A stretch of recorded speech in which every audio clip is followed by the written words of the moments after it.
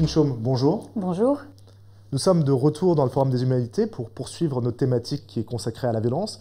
Cette fois-ci, nous allons nous consacrer à un livre, celui de Caroline Emke, qui s'intitule « Contre la haine, plaidoyer pour l'impur ». C'est un ouvrage qui est paru en Allemagne récemment, qui a été traduit en français. Un livre qui a connu un grand succès en Allemagne puisqu'il a obtenu un prix prestigieux, un prix des libraires pour la paix. C'est vraiment un acte militant puisqu'on est là dans un plaidoyer, ni tout à fait un essai, ni tout à fait un ouvrage de philosophie, ni tout à fait un ouvrage de journaliste non plus. On est vraiment dans ce que c'est qu'un plaidoyer, c'est-à-dire une défense ou une accusation contre, et un livre acte, un livre militant, qui est engagé par Caroline Emke. Caroline Emke est une journaliste de formation, reporter de guerre, ça dit quelque chose aussi de son parcours.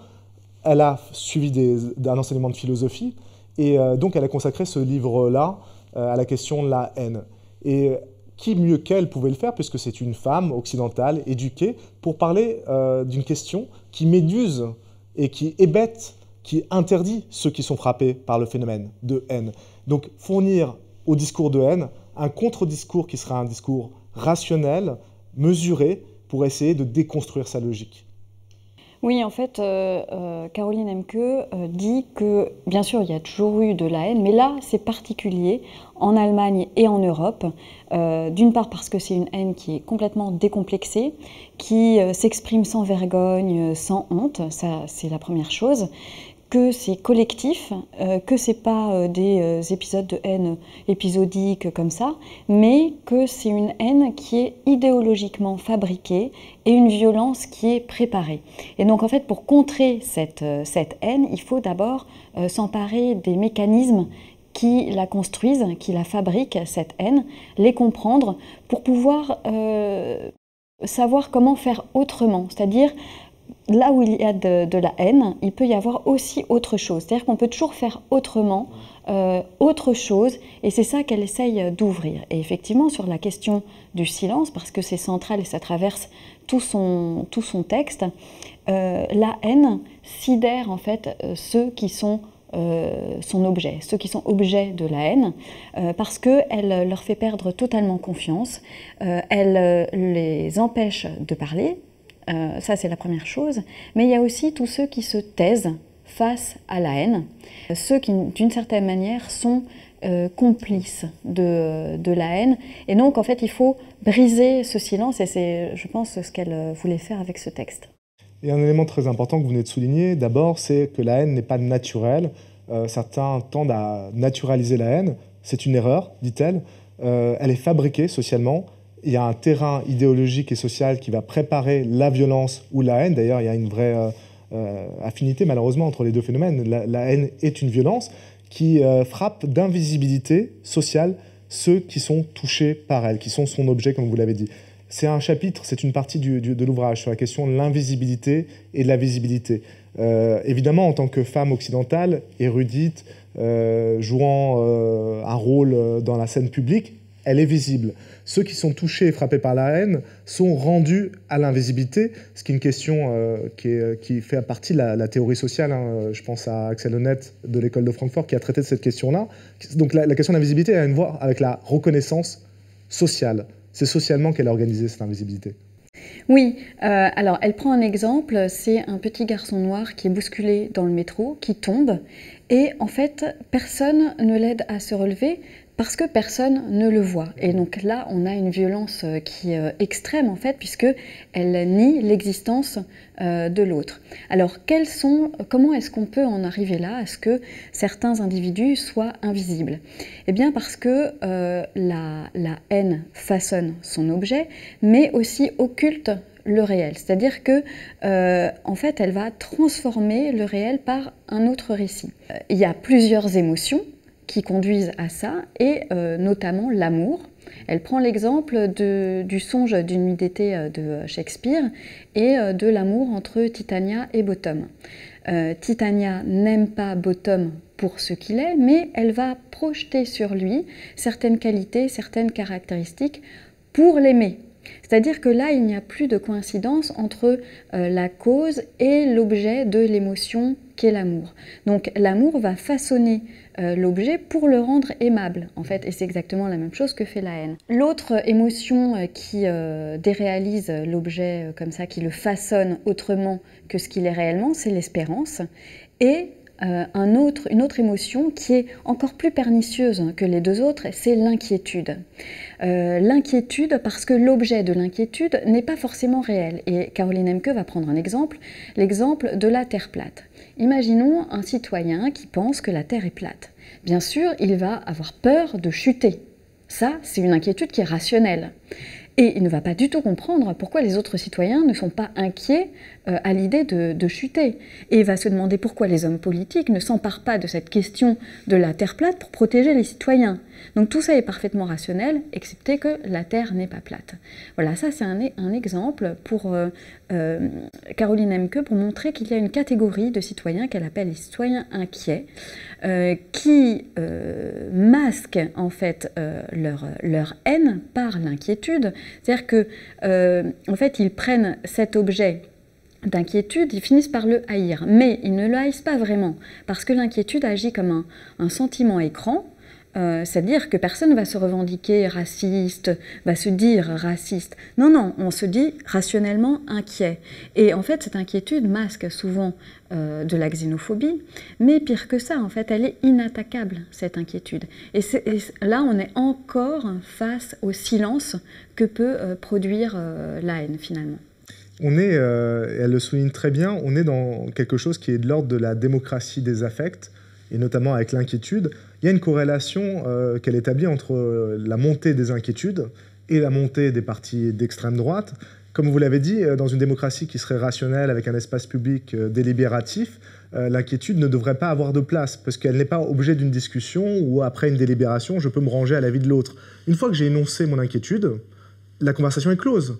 J'ai la crainte de tomber si la Terre est plate, tu ne pourras pas me rassurer en imposant des arguments rationnels. J'ai quand même cette crainte-là, et ça, personne ne peut la discuter. Oui, parce que c'est rationnel dans la forme, mais en réalité, c'est une fiction. Sauf que c'est une fiction cachée, d'une certaine manière. Qui nous rapproche encore du sentiment amoureux et du sentiment de haine. Donc on voit que des sentiments qui peuvent paraître antagonistes ont ceci en commun de fabriquer l'objet sur lequel ça va venir cristalliser, que ce soit l'amour, l'inquiétude, la haine ou l'espérance. Alors, venons peut-être à une manifestation de cette inquiétude qui devient violente. C'est une des particularités de l'ouvrage de Caroline Emke, c'est de prendre aussi des faits d'actualité. Alors, j'allais presque dire des faits divers, mais c'est plus que des faits divers, c'est des faits d'actualité tant ils ont une résonance médiatique, pour essayer de les analyser avec les outils des sciences sociales et de la philosophie, et notamment à travers cette grille de lecture de l'inquiétude.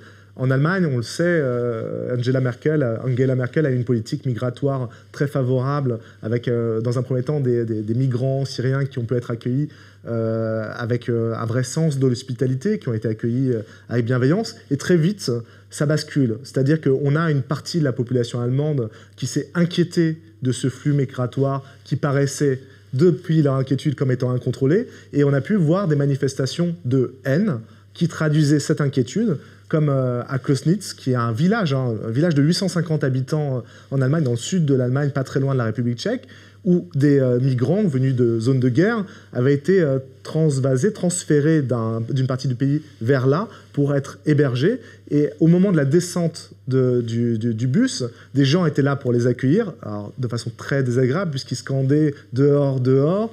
Nous sommes le peuple, et cherchant de cette façon à les renvoyer, on ne sait où d'ailleurs, mais on leur signifiait qu'ils n'étaient pas les bienvenus. Et ce qui est terrible dans les images qu'on peut voir, on les trouve sur les réseaux sociaux, elles ont été virales, c'est de voir la brutalité exprimée avec une absence de mauvaise conscience. Dans le fond, ils sont dans leur bon droit. Alors que les gens qui sont en situation de souffrance pleurent, ont peur, n'osent pas sortir du bus, et c'est très gênant du point de vue du spectateur et de l'observateur extérieur. Oui, alors effectivement, Caroline Emke s'empare de cette vidéo pour l'analyser en profondeur. Qu'est-ce qui se passe? On a des réfugiés qui sont dans un bus. Ils sont cloîtrés dans le bus parce qu'on les empêche de descendre du bus. En fait, c'est pas qu'ils ne sont pas vus ou qu'ils sont invisibles, mais ils deviennent des objets de la haine. Et des objets monstrueux. Ce qu'elle dit, on peut être invisible socialement, et une particularité, quelque chose qui va être grossi de façon à devenir monstrueux, une autre forme de cristallisation. En fait, c'est un double mouvement. C'est-à-dire qu'ils sont invisibles dans le sens où on va leur dénier le fait d'être des individus avec une histoire, des émotions, etc. Donc, un parcours de vie. Voilà, exactement. On leur dénie le fait d'être des individus, mais en même temps, on va les façonner et les construire comme des monstruosités. Et donc, ils sont l'autre inquiétant, monstrueux. Et c'est en fait les deux modalités de la perception de l'autre, ou rendre invisible ce qui est réel, c'est-à-dire l'individu, ou rendre monstrueux ce qui est faux. Voilà, donc c'est un double mouvement. L'autre chose, ce que Caroline Emke montre bien, c'est qu'évidemment, ils n'ont rien fait pour susciter un tel déversement de haine. Mais c'est justement parce que la haine est décorrélée du réel, elle se nourrit uniquement d'elle-même et de sa propre énergie, ce qui conduit à la violence à un moment donné, parce qu'il faut bien que ça se déverse, sinon ça implose en fait. Et Caroline Emke se dit, mais comment est-ce possible? Comment est-ce qu'on en arrive là? Toujours la même question. Alors, elle part parce qu'il y a tout un contexte autour de Clausewitz, notamment les réseaux sociaux, les forums de discussion sur Internet, etc., qui transforment les individus, donc les réfugiés, en représentants. C'est-à-dire qu'on va, sur ces forums, prendre une exception monstrueuse et en faire la norme. Alors à ce moment-là, qu'est-ce qui se passe? Eh bien, on ne peut envisager les réfugiés que sur cette modalité-là. Et donc il y a un rétrécissement finalement de la vision qui empêche tout imaginaire, qui empêche d'imaginer aussi quelle vie peut être la leur, et donc qui empêche l'empathie. Alors, évidemment, on pourrait se dire, oui, mais enfin bon, ces forums-là, c'est quand même marginal, etc. Oui, mais ceux qui gravitent autour de ces forums, c'est-à-dire les idéologues, les hommes, les femmes politiques, en fait, vont fournir un matériau idéologique à ces forums en construisant en fait un récit dont vont se nourrir les forums à leur tour.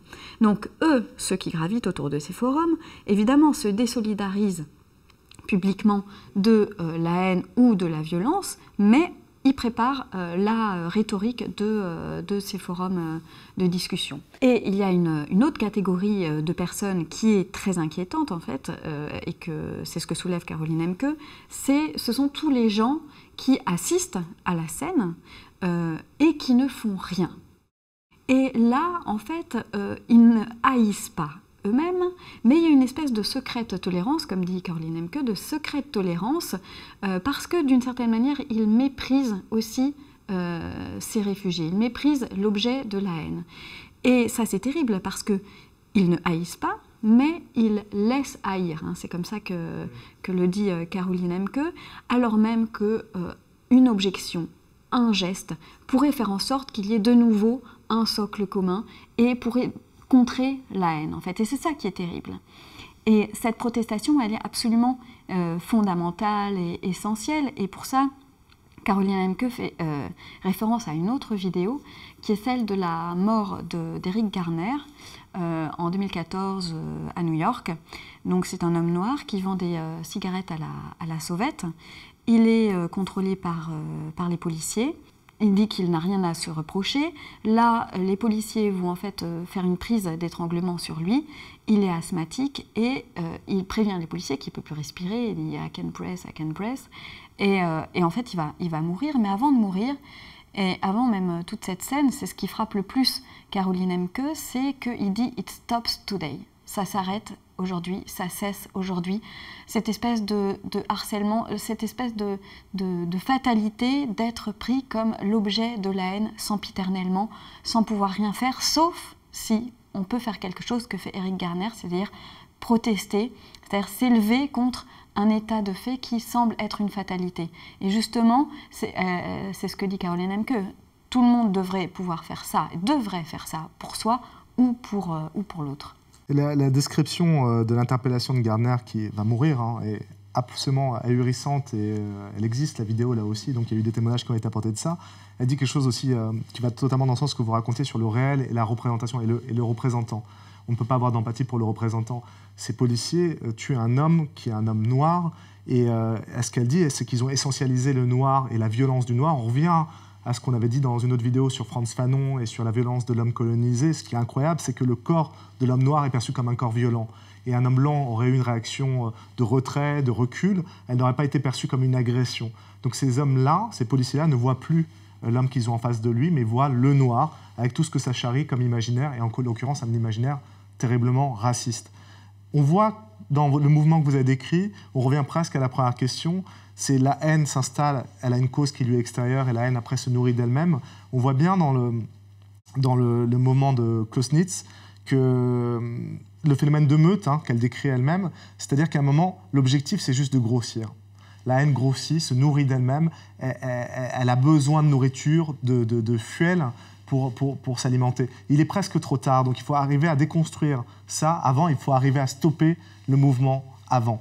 Et dans ce mouvement, justement, qui cherche à faire grossir la haine, à créer le terrain favorable, il y a tous les mouvements xénophobes, racistes, et peut-être aussi une partie du discours populiste. J'entends par là l'expression qu'elle utilise dans le texte « nous sommes le peuple ». Elle souligne quelque chose, elle n'est pas la seule, elle invoque d'autres auteurs. Elle dit que cette expression est dérangeante, nous sommes le peuple, parce que ça veut dire qu'il n'y a pas en dehors de ce peuple d'autres peuples. C'est souvent, cette expression est employée pour dénoncer les oligarques, les gens qui concentrent le pouvoir entre les mains, le peuple face au pouvoir par exemple, mais ça n'a de place pour personne. Elle dit, l'expression qui serait peut-être plus judicieuse, ce serait « nous sommes aussi le peuple ». Quand on dit ça, on est dans une démarche inclusive, on additionne, on ajoute, on permet à des communautés, à un autrui, de s'agréger à ce que nous sommes. Si je dis « nous sommes le peuple », je suis un peuple un et les autres sont exclus. On voit bien comment c'est le fondement même d'un discours qui va être raciste, où on va ajouter à cet élément-là la justification xénophobe, raciste, ils ne sont pas comme nous, ce sont les autres, et on va avoir une dialectique, enfin même pas une dialectique pour le coup, juste un dualisme autochtone, étranger, chrétien, musulman, et ainsi de suite. Donc des couples opposés. Oui, en fait, ce que Caroline Emke démontre, c'est que pour les propagandistes d'extrême droite, c'est une nécessité d'opposer nous à l'autre. C'est-à-dire un peuple homogène aux autres. Parce que derrière l'idée du peuple homogène, il y a aussi l'idée du peuple authentique. Voilà, parce que c'est très lié à la notion d'authenticité, de quelque chose qui serait originel et qui serait aujourd'hui dénaturé. Mais elle remonte en fait à la Révolution française. Elle dit qu'en fait déjà cette notion de peuple n'existe pas, qu'il n'y a jamais eu d'individus libres et égaux, même donc au moment de la Révolution française, puisque le peuple souverain se constitue en se différenciant de l'autre, c'est-à-dire celui qui a les privilèges. Mais ce qui est intéressant, c'est qu'elle montre que dès cette époque émerge l'idée que le peuple souverain, c'est un corps. Et donc il va y avoir une sorte de biologisation du langage politique. Donc le peuple souverain, c'est un corps, qui donc est d'une certaine manière sujet ou soumis à certaines agressions extérieures. Donc quelque chose qui serait différent n'est pas uniquement différent, en fait il peut être menaçant pour l'organisme qui est le corps. Et donc avec cette idée de corps vient aussi l'idée de la santé, de l'hygiène et de la santé donc du peuple. Ce qui fait, comme elle le dit assez drôlement pour filer la métaphore, une société hypocondriaque. Or, cette idée de peuple homogène n'existe pas en fait. C'est une fiction parce que, en fait, elle revient, alors là encore, beaucoup plus loin, et ce qui explique cette vision de l'homme noir dont on vient de parler avec Eric Garner, etc. Elle remonte au mot shibboleth, qui était un mot de passe. En fait, donc c'est en partie raconté dans la Bible. Donc les Galaad construisent un gué pour empêcher le peuple d'Éphraïm de passer. Et en fait, les rescapés d'Éphraïm, quand ils veulent passer, ils doivent dire le mot shibboleth. Et en fonction de la manière dont ils le disent, ils peuvent passer ou alors ils sont tués. Tout simplement parce que par leur diction de ce mot, on va savoir à quel clan ils appartiennent, à quelle culture ils appartiennent, tout simplement parce que la diction de ce mot permet de savoir dans quel clan, dans quelle catégorie il se trouve. Et c'est c'est en fait les résidus de ça ou les mêmes mécanismes qui se produisent ici. C'est-à-dire que Tzvetan Todorov, à partir de cette histoire, et c'est lui que cite Caroline Emke, dit en fait le problème c'est quand la différence devient inégalité et l'égalité identité. Et en fait les propagandistes d'extrême droite veulent déconstruire en fait la communauté de droit.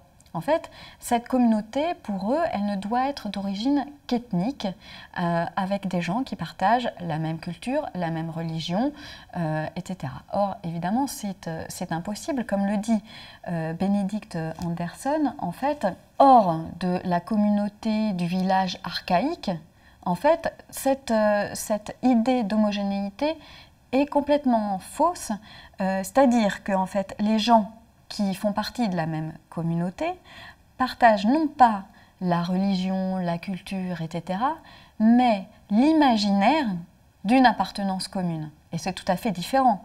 Ce qui fait que, évidemment, pour prôner cette homogénéité, il faut exclure l'autre. Donc, on va exclure celui qui n'est pas allemand, celui qui n'est pas occidental, etc., pour pouvoir fabriquer, en fait, cette idée d'homogénéité. C'est extrêmement intéressant. Vous m'avez éclairé sous un jour nouveau la phrase de la citation de Todorov que j'avais analysée et interprétée totalement différemment. Donc je vous en remercie.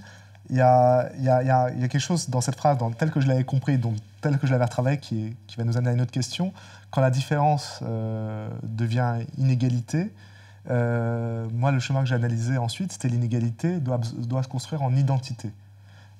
Et là, on a un mouvement, par exemple, qu'on peut repérer chez les doctrinaires, les idéologues, les stratèges de l'État islamique, quand on voit les inégalités, notamment de traitement entre communautés chrétiennes, communautés musulmanes, en tout cas c'est la rhétorique qui est employée, il y a cette inégalité de sort et de traitement, notamment en Occident, fait qu'il faudrait créer une communauté musulmane transnationale, une sorte de nous à opposer aux autres, les occidentaux, qui ont ce mode de vie dévoyé, souillé, impur. On revient aussi à la logique de la pureté contre l'impureté. Ce n'est pas une logique seulement d'extrême droite. Et on comprend mieux, du coup, comment se met en place la stratégie terroriste aussi, parce que c'est vrai que si on regarde depuis l'intérieur, on peut se dire, mais ils s'en prennent à notre mode de vie. C'est ce qu'il y a eu pendant les attentats de novembre du Bataclan, par exemple, avec les gens qui sortent, qui vont boire des verres, les filles qui sont en jupe, ils s'en prennent à notre mode de vie. Mais en même temps, ils font des dommages collatéraux, puisque des musulmans meurent. Mais sauf que ces musulmans, en adhérant à un mode de vie occidental, sortent de la communauté du nous et rejoignent les autres. Donc c'est un acte, l'acte terroriste, pour réveiller la communauté musulmane et pour les mettre face à leurs propres contradictions et les inviter à choisir leur camp. Mais on est dans la même rhétorique que celle qu'on a analysée pour l'extrême droite, nous contre les autres. Exactement, c'est la même chose, c'est-à-dire c'est un objectif de ségrégation. L'État islamique, quand il y a un attentat qui est perpétré, évidemment, ça réactive la peur du musulman, etc. Et donc ça force, d'une certaine manière, la ségrégation des musulmans dans une Europe qui est plurielle. Ça, c'est la première chose. Pourquoi aussi Caroline Emke s'attache à décrire les mécanismes de l'État islamique? C'est parce qu'aujourd'hui, on est quasiment dans une sorte de fatalité, de non-étonnement dès qu'il y a un attentat. Aujourd'hui, comme si c'était l'état de nature de l'État islamique, comme ça, de tuer des gens, de faire des attentats, etc. Donc d'où la nécessité, en fait, de, là encore, comprendre quels sont les mécanismes. Quel est le nous de l'État islamique? Pourquoi est-ce qu'il est si attractif? Alors, la première chose, c'est qu'il y a une promesse d'inclusion. Hein, c'est un petit peu ce que vous avez dit. C'est-à-dire que, et ça c'est un petit peu contradictoire dans l'idée même de l'État islamique, puisque c'est un État dont le territoire est flexible, hein, mais un véritable État, il se revendique comme étant un véritable État, mais dont le territoire est flexible, qui donc ne respecte pas les frontières des États-nations, qui a un pouvoir d'attraction très fort. Donc ça, c'est la première chose. Il y a aussi donc, une promesse d'égalité, hein, c'est-à-dire il faut être unis pour pouvoir combattre, tous ceux qui vont rejoindre l'État islamique seront égaux. Mais en même temps, c'est un instrument de distinction, parce que en rejoignant l'État islamique, on est de meilleurs musulmans. Parce que, en fait, on va prôner un islam qui est l'islam pur, donc là il y a encore l'idée de la pureté, celui des pieux ancêtres, là encore l'idée de l'islam originel, authentique, non dénaturé, etc. Et donc, évidemment, on est, non seulement on accède à un statut supérieur, on devient puissant. Donc il y a cette promesse d'inclusion, cette promesse de distinction, qui sont vraiment des éléments très, très importants. Et d'ailleurs, on comprend pourquoi en fait, ceux qui peuvent rallier l'État islamique proviennent de milieux sociaux défavorisés, qui justement sont ont été eux-mêmes objets de haine et donc méprisés, et que là, justement, ils vont accéder à un statut supérieur. Alors Caroline Emke se demande quels sont les outils qui permettent à l'État islamique de diffuser son idéologie et surtout de faire adhérer les gens à son idéologie. Eh bien, alors évidemment, c'est les vidéos, hein, ça passe énormément par les vidéos qui sont virales, qui sont extrêmement didactiques et où la violence a un rôle essentiel. Parce que la violence a un sens. La violence n'est jamais contingente. En fait, elle est absolument fondamentale. Elle est vraiment investie d'un sens précis dans ces vidéos. Alors, pour deux raisons. D'abord parce que pour l'extérieur, c'est-à-dire pour ceux qui n'adhèrent pas à l'État islamique, c'est de montrer que ce n'est pas une petite guérilla désorganisée, mais que c'est un État très puissant. Et la deuxième chose, donc à destination des membres de l'État islamique, c'est pour montrer qu'il ne peut pas y avoir d'autonomie et d'individualité dans cet espace-là. Ça veut dire qu'en fait, on dit qu'on peut avoir recours à la violence pour fédérer la communauté autour de l'État islamique, que aussi c'est presque une forme de menace à l'égard des membres de la communauté qui voudraient se soustraire et qui voudraient recouvrir leur individualité. On a presque l'impression que c'est finalement une violence rituelle où par la participation à cet acte, on devient membre d'une communauté qui devient une communauté de sang. Hein. Vraiment, il y a un message presque archaïque derrière de la violence. Oui, c'est-à-dire qu'en fait, ce n'est pas une violence individuelle. De la même manière que la haine n'est pas une haine individuelle. Ce n'est pas moi qui vous hais, vous, Olivier Jacquemont. Non, c'est je hais ce que vous représentez. Je ne suis pas violente parce que j'ai une pulsion de violence. Je vais faire preuve de violence parce que c'est une violence qui me dépasse complètement. Oui, moi-même, mon individualité ne compte absolument pas en fait dans ce cadre-là. On revient à la question du représentant. Absolument. Celui qui meurt, ce n'est pas moi en tant qu'être, c'est le représentant de quelque chose. Tout à fait. D'accord. On voit, avec l'horizon qu'on a traversé, toutes les menaces qui guettent la démocratie. Donc, évidemment, le terrorisme, la menace terroriste, les messages de haine qui peuvent être diffusés sur les réseaux sociaux, ce climat idéologique qui sévit actuellement, les fake news qui créent aussi un rapport au réel où le réel n'est plus si important que ça et donc toutes sortes de cristallisations fantasmatiques sont permises. Pourtant, Caroline Emke reste optimiste et notamment elle reste optimiste quant à la capacité de la démocratie non pas à se régénérer mais à apprendre, c'est-à-dire à s'adapter aux circonstances et à l'environnement qui est le sien. Alors quels sont les outils, quelles sont les solutions, quelles sont les pistes pour contrer ces discours de haine ? Alors, elle en évoque plusieurs, et c'est la raison du sous-titre Plaidoyer pour l'impur. C'est que justement, c'est par le fait de prôner l'ambivalence, l'hybride, tout ce qui ne ressemble pas justement à quelque chose d'homogène, tout ce qui est de l'ordre du doute, mais du doute éclairé, du jeu de mots, en fait tout ce qui va remettre l'individualité, le singulier, au cœur de la démocratie, qui permettrait de contrer la haine. Ça, c'est une première chose. L'autre élément, c'est de construire un autre imaginaire, de construire d'autres récits, des récits où, en fait, qui ne sont pas mus par le ressentiment idéologique, mais justement qui pourraient remettre des histoires de vie, des histoires d'individus au cœur du récit, donc faire le chemin inverse, c'est-à-dire partir du représentant à l'individu, pour justement ouvrir l'imaginaire et ouvrir à nouveau à l'empathie. Et puis, c'est le dire vrai, c'est-à-dire s'emparer des faits, du réel, le regarder en face, sans construction, et faire un pacte avec la vérité.